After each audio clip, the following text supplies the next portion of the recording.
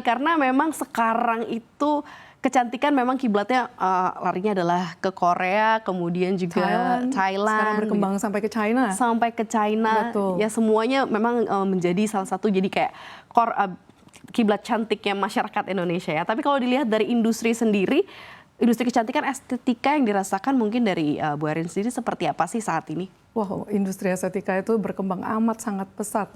Apalagi pasca 2024 ini ya, mungkin berkembangnya drama-drama, drama Korea, drama China yang semakin digilai oleh milenial, Gen Z. Jadi mereka tuh benar-benar mencari dan bahkan seperti lifestyle sekarang. Jadi mereka selain mencari hasil yang instan, mereka juga mencari teknologi yang kekinian, aman, dan bahkan mereka punya ekspektasi hasil tetap harus natural.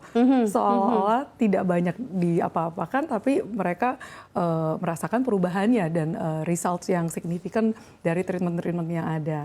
Nah, dengan begitu saya lihat juga klinik-klinik seperti klinik kami, Global Skin Quisit Center, kami harus terus banyak berinovasi dan memberikan perawatan secara holistik dan evidence-based treatment. Oh oke. Ini semakin menarik ya karena orang kepengen udah nggak pengen berubah terlalu signifikan ya, kepengen ada perubahan tapi lebih natural gitu ya. Mereka itu benar-benar tidak mau, oke, saya mau cantik, saya mau hidung saya tambah mancung tapi natural. Oke. Nah, bagaimana? Mau mancung tapi natural ya. Kalau di compare sama negara-negara yang tadi pionir ya, Indonesia sudah sampai di mana nih kalau Bu Erin ngelihatnya? Indonesia cukup maju, ya. Cukup pesat. Cukup maju pesat karena sekarang kalau dilihat banyak sekali perkembangan itu karena kolaborasi dengan beberapa negara maju seperti Korea Selatan, Thailand, dan China. Ya banyak mengadaptasi teknik-teknik yang memang dipakai di sana dan itu amat sangat menarik bagi para penggemar estetik di Indonesia ini. Oke, kalau rata-rata yang datang nih ke Global Skin Quisit sendiri, mereka mau ngapain? Ini semacam kita melihat apa sih sebenarnya yang diharapkan treatment atau mungkin sedikit mungkin estetika surgery yang selama ini menjadi dominasi atau yang menjadi keinginan masyarakat Indonesia tuh seperti apa sih? Ya, kebetulan Global Skin Quisit Center itu pada saat ini sangat dikenal karena afiliasi kami dengan dokter-dokter Korea. Kami mengadaptasi juga teknologi-teknologi terkini, teknik-teknik terkini dalam face contouring, face sculpting, terutama plastic surgery yang kami bawa para pasien itu ke Korea untuk melakukan beberapa surgery seperti nose, eyes, bahkan face contouring, facelift, lalu mungkin kalau yang rahangnya besar bisa dikecilkan.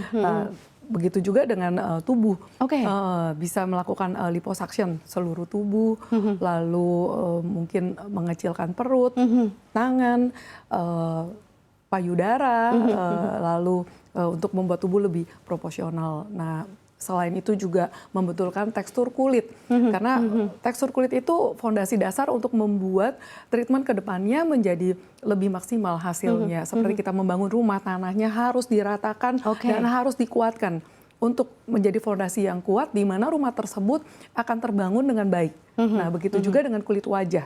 Jadi kita punya plan treatment plan juga.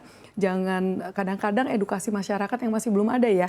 Mereka datang, berharap satu kali treatment magic, besok jadi cantik. Tidak, jadi dilihat dari kondisi kulit.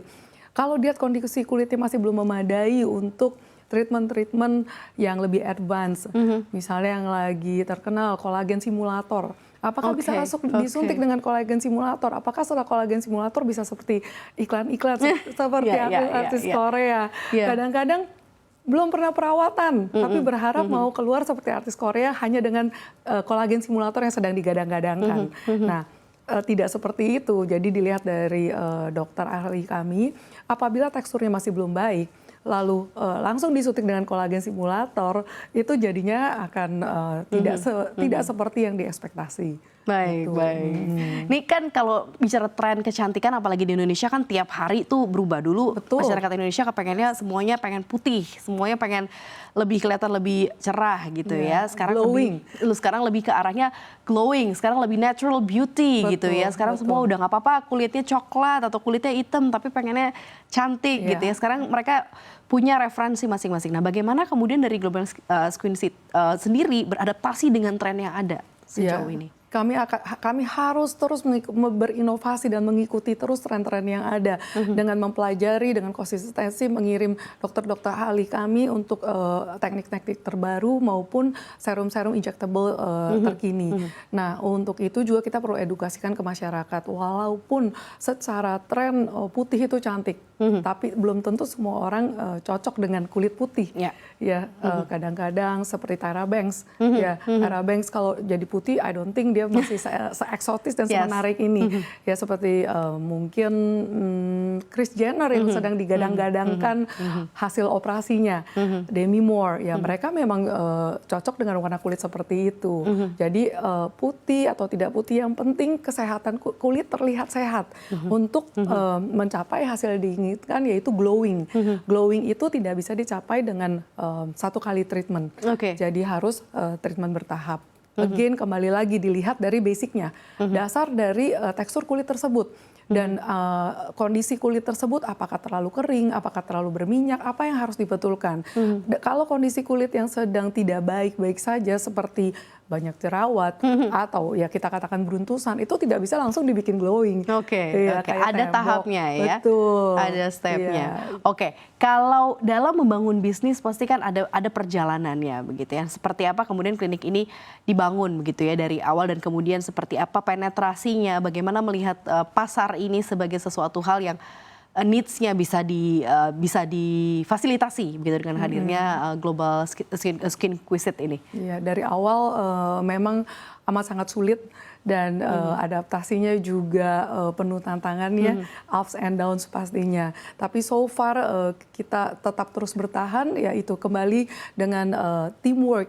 Ya kita punya tim yang solid, dokter-dokter yang dengan pengalaman yang tinggi, dokter-dokter senior yang masih tetap mau terus mengupdate semua skills dengan semua pengetahuan yang ada. Jadi kita berkomitmen untuk itu. Ditambah dengan value added berupa pelayanan yang konsisten, pelayanan yang baik terhadap masyarakat luas, dan edukasi yang tepat kepada mereka. Ya, kita harus tetap terus memberikan pada saat konsultasi memberikan kejujuran dalam mengedukasi mereka. Jadi misalnya kondisi kulit mereka yang belum bisa seperti yang mereka minta dengan treatment-treatment tertentu, dan kita kasih tahu kenapanya, dan untuk mencapai ke sana tahap apa, treatment plan apa yang harus dijalankan untuk mencapai seperti yang beliau mau, seperti itu.